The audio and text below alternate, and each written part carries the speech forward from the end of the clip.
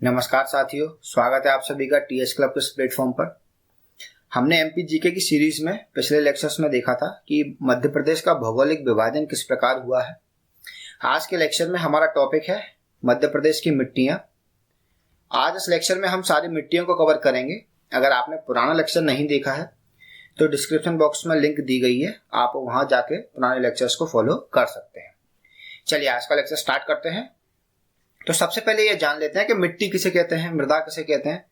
तो यानी कि धरातल के जो सबसे ऊपर की परत होती है, जो पेड़ पौधों को उगने में तथा उनको आगे बढ़ने में मदद करती है, और मिट्टी में वो आवश्यक तत्व होते हैं जो सभी पेड़ पौधों के विकास के लिए आवश्यक होते हैं। यानी कि ऐसी धरातल की ऊपरी परत जिसमें पेड़ पौधे उगते हैं, बढ़ने के लिए आवश्यक तत्वों की पूर्ति कराते हैं, उस भाग को मृदा या मिट्टी कहते हैं।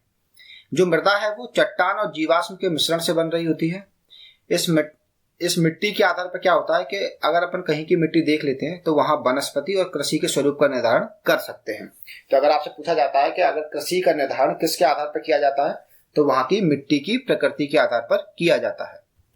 अब ये मिट्टी का निर्माण होता कैसे है? तो मिट्टी के निर्माण में क्या है, ये पर्वत और पठारों का जो अपर्दन होता है, अपर्दन यानी कि उनकी घिसावट, उनके टूट कर टुकड़ों में बदलना और धीरे धीरे उन टुकड़ों का महीन टुकड़ों में बदलना, नदियों के द्वारा निक्षेपण, वर्षा, तापमान और वातावरण की शुष्कता या नमी का एक महत्वपूर्ण योगदान होता है। यानी ये सभी जो प्रक्रियाएं लिखी गई हैं, इन प्रक्रियाओं के फलस्वरूप क्या होता है, हमारी मिट्टी का निर्माण होता है। मध्य प्रदेश में जो मिट्टियां हैं, उन मिट्टियों के प्रकार को अगर देखेंगे अपन, तो मिट्टियां हम मध्य प्रदेश में 5 प्रकार की पाई जाती हैं। काली मिट्टी, लाल पीली मिट्टी, जलोढ़ मिट्टी, कछारी मिट्टी और मिश्रित मिट्टी। जहां हम बात करते हैं काली मिट्टी की, तो काली मिट्टी को हमने 3 वर्गों में बांटा है। यानी उसके रंग के आधार पर या खनिज तत्वों के आधार पर हमने 3 वर्गों में बांटा है। पहला है हमारा गहरी काली मिट्टी, दूसरा है साधारण गहरी काली मिट्टी और तीसरा है छिछली काली मिट्टी। बाकी की जितनी ये मिट्टियां, बाकी की 4 मिट्टियां हैं, ये हमारी सेम रूप में ही लिखी गई है। अब हम आगे इन मिट्टियों को विस्तार से वर्णन करते हैं। तो अब आइए देखते हैं। चलिए पहले मैं आपको ये मैप के थ्रू बता देता हूँ, जिसका आपको क्या है याद करने में आसानी होगी कि जो ऊपर मध्य भारत वाला जो हिस्सा आपको दिखाई दे रहा है, ये हमारा क्या है, जलोढ़ मिट्टी का क्षेत्र। ये जो आप देख रहे हैं, ये मध्य भारत का पठार हमने पढ़ा था पिछले लेक्चर्स में, उसमें जलोढ़ मिट्टी पाई जाती है। और हमारा जो मालवा का पठार है, हमारा सतपुड़ा का पठार है, नर्मदा घाटी है, ये सभी हमारी क्या है, काली मिट्टी का क्षेत्र है। काली मिट्टी में भी जो मालवा का पठार है वो विशेषकर हमारा क्या है, साधारण काली मिट्टी का क्षेत्र है। नर्मदा घाटी हमारी जो है वो गहरी काली मिट्टी का क्षेत्र है। और सबसे नीचे आएंगे जहां हम सतपुड़ा श्रेणी जो हमारी है वो छिछली काली मिट्टी का क्षेत्र है। यही सतपुड़ा श्रेणी का जो पूर्वी हिस्सा है वो हमारा लेटराइट मिट्टी का क्षेत्र कहलाता है। जैसे बालाघाट में लेटराइट मिट्टी पाई जाती है। ऊपर ये बुंदेलखंड और बघेलखंड का ये पश्चिमी हिस्सा है, ये लाल काली पीली मिट्टी यानी मिश्रित मिट्टी पाई जा रही है। यहाँ ये अलग अलग नाम लिख दिए गए हैं, लेकिन इसको अपन मिश्रित मिट्टी के तौर पर समझते हैं। और यहाँ जो बघेलखंड का एरिया है, पूरा बघेलखंड, मालवा का ये पूर्वी एरिया और नर्मदा घाटी का पूर्वी एरिया, सतपुड़ा पर्वत का पूर्वी एरिया, ये पूरा हमारा क्या है, लाल पीली मिट्टी का एरिया है। तो आप इस मैप को एक बार देख लेंगे ध्यान से, जिससे आपकी क्या है, नॉलेज थोड़ा सा डीप हो जाएगी। चलिए अब हम बात करते हैं काली मिट्टी की। तो काली मिट्टी है, ये यहाँ से एक क्वेश्चन जरूर पूछा जाता है काली मिट्टी का, कि काली मिट्टी के अन्य नाम क्या है, या फिर कोई एक नाम दे दिया जाएगा और कहा जाता है कि काली मिट्टी को निम्न में से क्या कहा जाता है, या फिर निम्न में से किस नाम से काली मिट्टी को जाना जाता है। तो काली मिट्टी के जो अन्य नाम है उसे गांव में भर्री या कन्नर कहा जाता है। इसे काली कपासी मृदा भी कहा जाता है, क्योंकि ये काली मिट्टी जो है वो कपास की खेती के लिए सबसे उपयुक्त मिट्टी पाई जाती है। इसे रेगुर मिट्टी भी कहते हैं। और इस मिट्टी में कैल्शियम की अधिकता होती है, इसलिए इसे चेरनोजैम मिट्टी भी कहते हैं। आप इस पर थोड़ा सा हाईलाइटेड करेंगे कि चेरनोजैम मिट्टी का नाम भी क्या है, काली मिट्टी है। अब जो मध्य प्रदेश है उसमें काली मिट्टी सर्वाधिक मात्रा में पाई जाती है, यानी सबसे ज्यादा भूभाग कवर करती है। जो मैंने आपको दिखाया था, लगभग 47.6% मिट्टी पाई जाती है। अब काली मिट्टी का निर्माण जो है वो दक्कन ट्रेम की बेसाल्ट चट्टानों के क्षरण से हुआ होता है। और इसके अंतर्गत जो भाग आता है वो मालवा का पठार है, नर्मदा घाटी है, सतपुड़ा पर्वत श्रेणी है। ये सारा पूरा हिस्सा हमारा काली मिट्टी के तहत आ रहा होता है। इस मिट्टी में क्या है, लोहे और चूने की अधिकता होती है, लेकिन नाइट्रोजन, फास्फोरस और ह्यूमस की कमी होती है। आप इस पर थोड़ा सा टिक करेंगे। ये पूछा जाता है कि किसकी कमी रहती है काली मिट्टी में, तो नाइट्रोजन, फास्फोरस और ह्यूमस की कमी रहती है। अब इसका काला रंग क्यों होता है मिट्टी का? तो काला रंग क्या होता है, लोहे की अधिकता के कारण होता है। और ये मिट्टी, काली मिट्टी सभी प्रकार की मिट्टियों में दूसरे नंबर की सर्वाधिक उपजाऊ मिट्टी कहलाती है। पहले नंबर की सबसे उपजाऊ मिट्टी कौन सी होती है हमारी, ये आपको मुझे कमेंट बॉक्स में जवाब देना है। काली मिट्टी के बारे में कुछ अन्य विशेषताएं भी यहाँ लिखी गई हैं कि जब हमारे यहाँ पानी पड़ता है या फिर पानी गिरता है बारिश के मौसम में, काली मिट्टी क्या हो जाती है, चिपचिपी हो जाती है। और जब तेज धूप पड़ती है ये मिट्टी सूख जाती है, और सूखती है तो आपने खेतों में देखा होगा बड़ी बड़ी दरारों के साथ बड़े बड़े डेले आपको पड़े हुए मिलते हैं, तो ये बड़ी बड़ी दरारें पड़ जाती हैं। यानी कि इस मिट्टी में है ना जल धारण करने की क्षमता सर्वाधिक होती है। और इस काली मिट्टी को इस पूरी विशेषता के कारण इसको बोला जाता है स्वतः कृष्य मृदा, यानी सेल्फ प्लगिंग सॉइल। तो आप इसको याद रखिएगा कि स्वतः कृष्य मृदा किसे कहा जाता है, तो ये काली मिट्टी को कहा जाता है। और इसमें जल धारण करने की क्षमता सर्वाधिक मात्रा में होती है, इसलिए सिंचाई की आवश्यकता कम होती है इसमें। कपास की खेती के लिए काली मिट्टी सबसे मात्रा में उपयुक्त होती है, मैं आपको बता चुका हूँ। इस मिट्टी की प्रकृति जो है वो क्षारीय होती है, यानी इस मिट्टी का जो पीएच मान होगा वो 7.5 से 8.6 के बीच में लाया करेगा। अब काली मिट्टी में कौन कौन सी फसलें उगाई जाती हैं, ये क्वेश्चन बनता है आपसे। तो इसमें काली मिट्टी में गेहूं, तिलहन, मूंगफली, चना, सोयाबीन और कपास। आपको सर्वाधिक मात्रा में याद रखना है कपास, और दूसरा आपको याद रखना है सोयाबीन, क्योंकि मालवा की प्रमुख फसल क्या है, सोयाबीन है। अब हम यहाँ देख रहे हैं कि हमने काली मिट्टी को 3 भागों में बांटा था। 3 भागों में कैसे बांटेंगे हम, रंग और मोटाई के आधार पर बांटेंगे। तो सबसे पहला है गहरी काली मिट्टी। गहरी काली मिट्टी यानी मध्य प्रदेश के लगभग 3.5% भाग पर पाई जाती है। 3.5% एरिया कवर करती है एमपी का गहरी काली मिट्टी।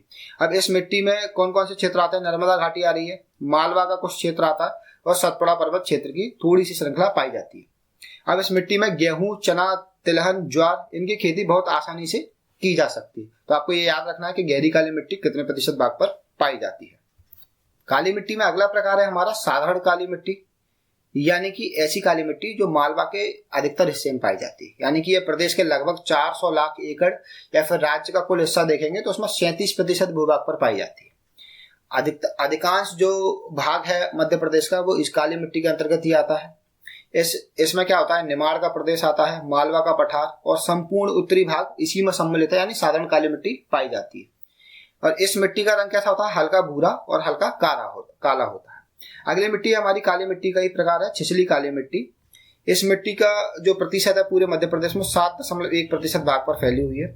मुख्य रूप से ये मिट्टी छिंदवाड़ा, सिवनी और बैतूल में पाई जाती है। सतपुड़ा पर्वत का जो अधिकांश भाग है वो छिछली काली मिट्टी से ही घिरा हुआ है, यानी छिछली काली मिट्टी वहां पाई जाती है सतपुड़ा पर्वत श्रेणी में। और इस मिट्टी में गेहूं, ज्वार, तिलहन, दालें और कपास के लिए उपयोगी है।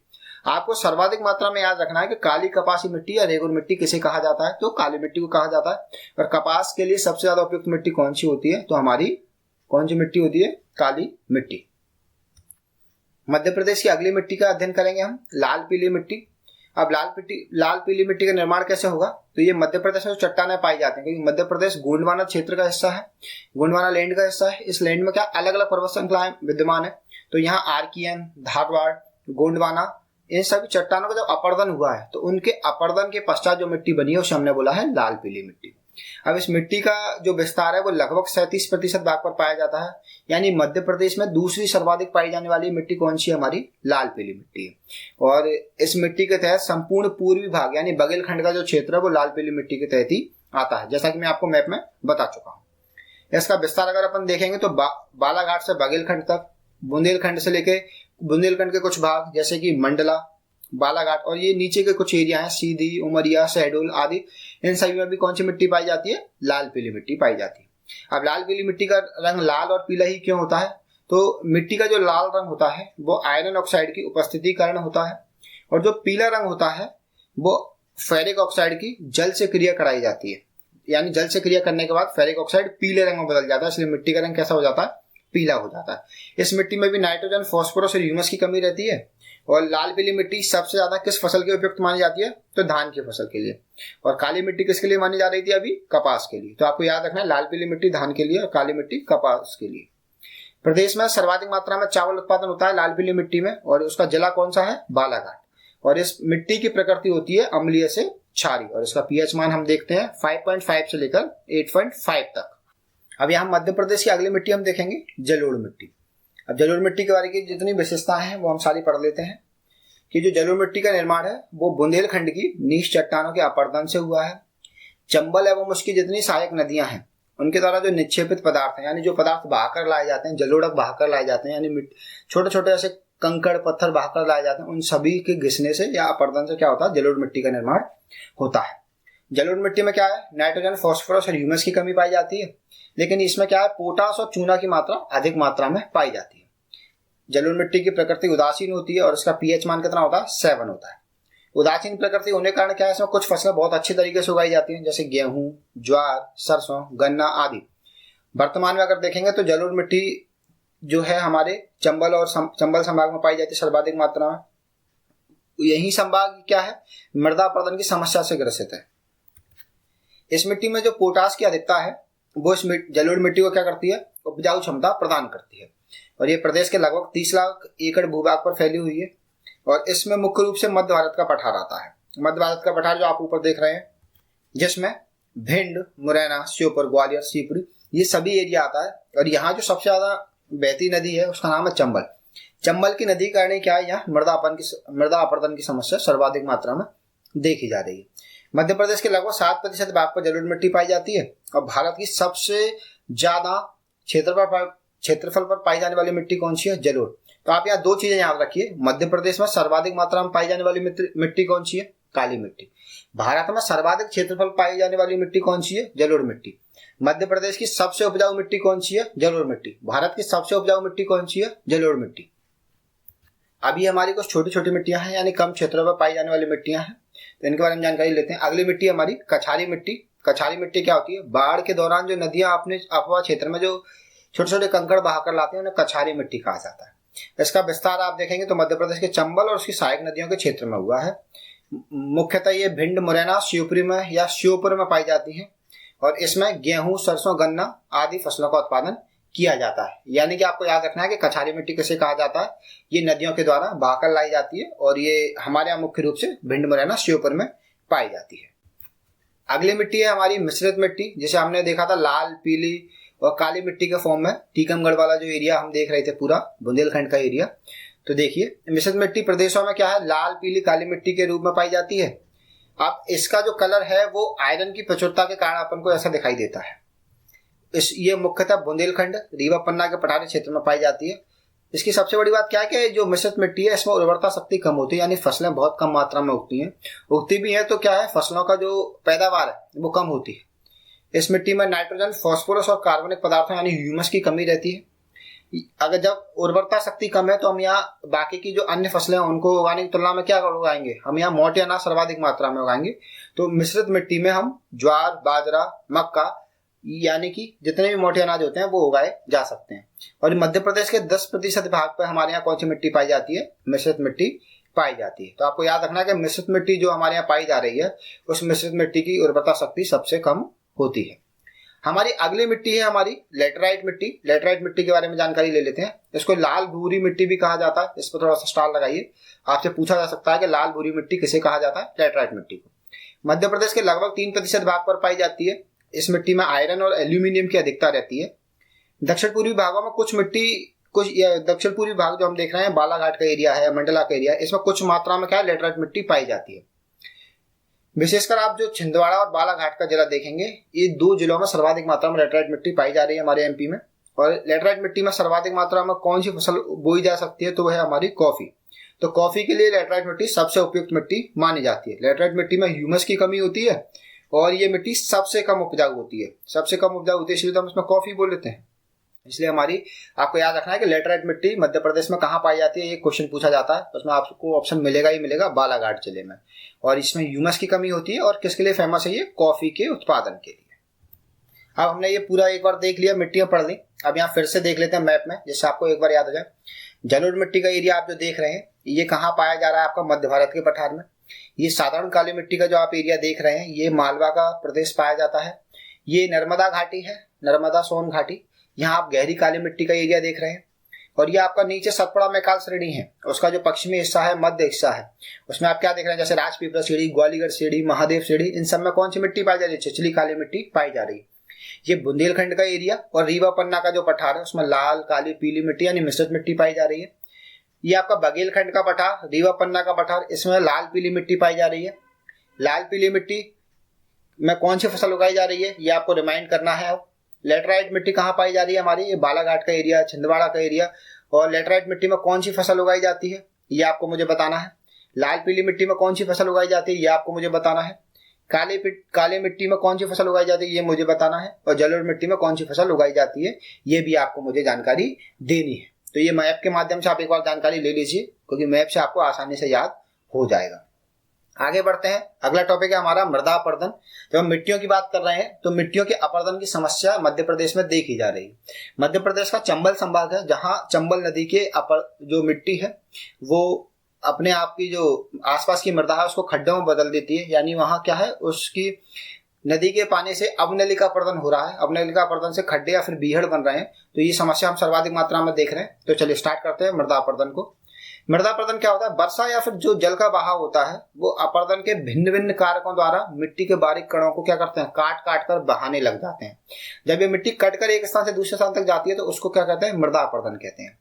मिट्टी के अपक्षण या अपरदन को रेंगती हुई मृत्यु कहा जाता है। ये एक आउटेड क्वेश्चन है आपका, ये पूछा जाता है कि मृदा अपरदन या रेंगती हुई मृत्यु किसे कहा जाता है, मृदा अपरदन को। अपरदन के द्वारा क्या होता है, नष्ट हुई मृदा में वनस्पति और कृषि के लिए उर्वरता शक्ति कम हो जाती है, क्योंकि जब ऊपरी परत जो उपजाऊ क्षमता वाली है वो बहकर दूसरे स्थान पर चली जाएगी तो क्या होगी, उसकी उर्वरता शक्ति में क्या होगी, कमी देखने को मिलेगी, यानी कि वहां उर्वरता और उत्पादन क्या होगा, काफी गिर जाएगा। मध्य प्रदेश का जो मुरैना जिला है वो मृदा अपरदन से सर्वाधिक मात्रा में प्रभावित है। सॉइल इरोजन सर्वाधिक मात्रा में कहाँ पाया जा रहा है, अभी मुरैना जिले में।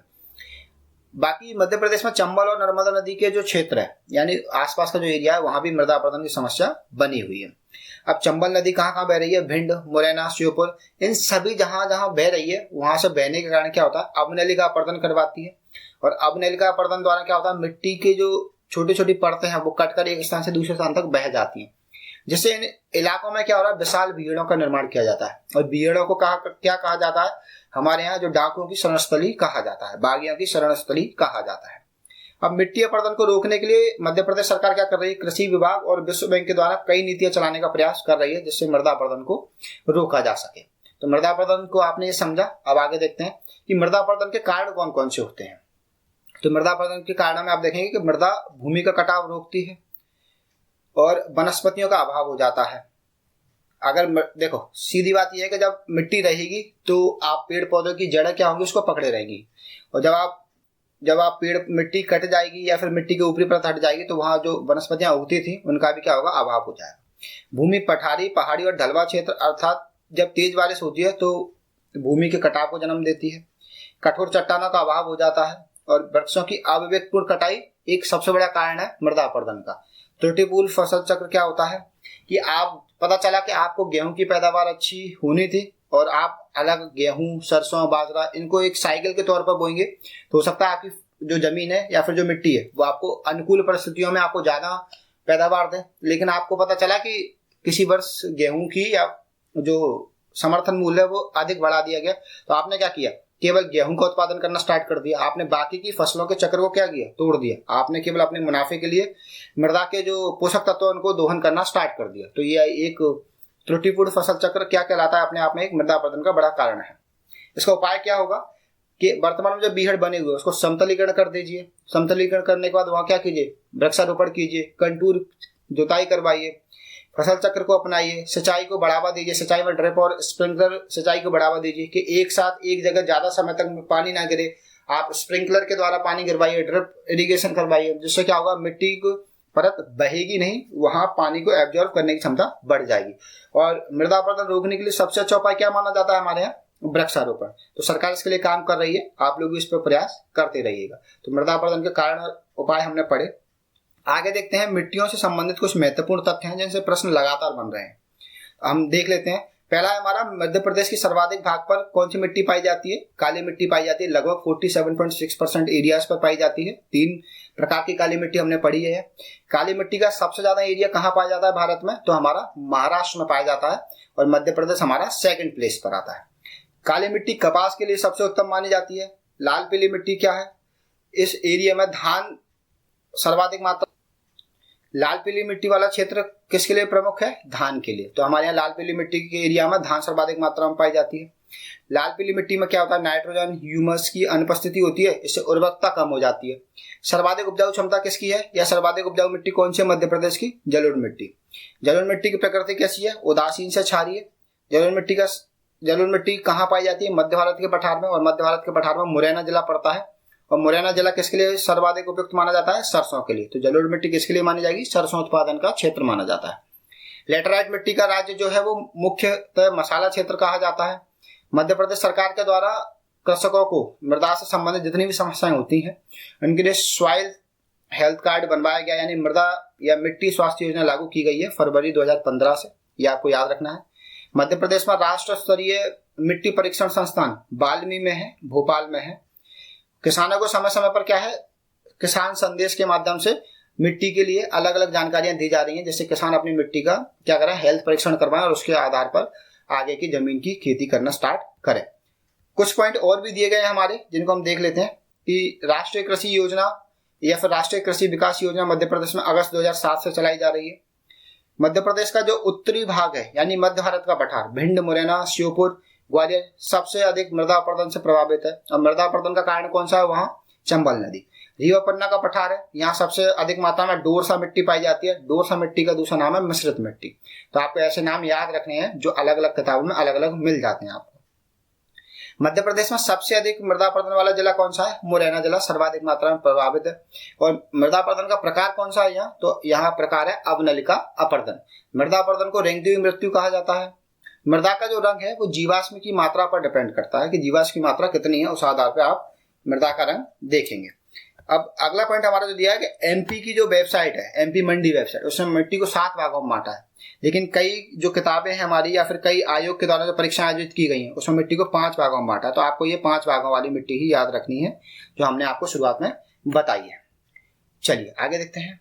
आज के लेक्चर में केवल इतना ही। आगे आपको अगला लेक्चर मिलेगा हमारा मध्य प्रदेश की जलवायु के ऊपर, यानी कि आप पुराने लेक्चर्स को फॉलो करते रहिए और अगली सीरीज के लिए हमारे साथ बने रहिए। वीडियो देखने के लिए बहुत बहुत धन्यवाद। आप हमें इंस्टाग्राम पर फॉलो कर सकते हैं, टीचिंग सोल क्लब। अगर आप चैनल पर नए हैं तो सब्सक्राइब कीजिए, चैनल को शेयर कीजिए, ज़्यादा से ज़्यादा कमेंट कीजिए, अपनी क्वेरीज बताइए। अगर आपको कंटेंट पसंद आता है तो लाइक करिए और हमारे चैनल के साथ जुड़े रहिए। वीडियो देखने के लिए आपका बहुत बहुत धन्यवाद।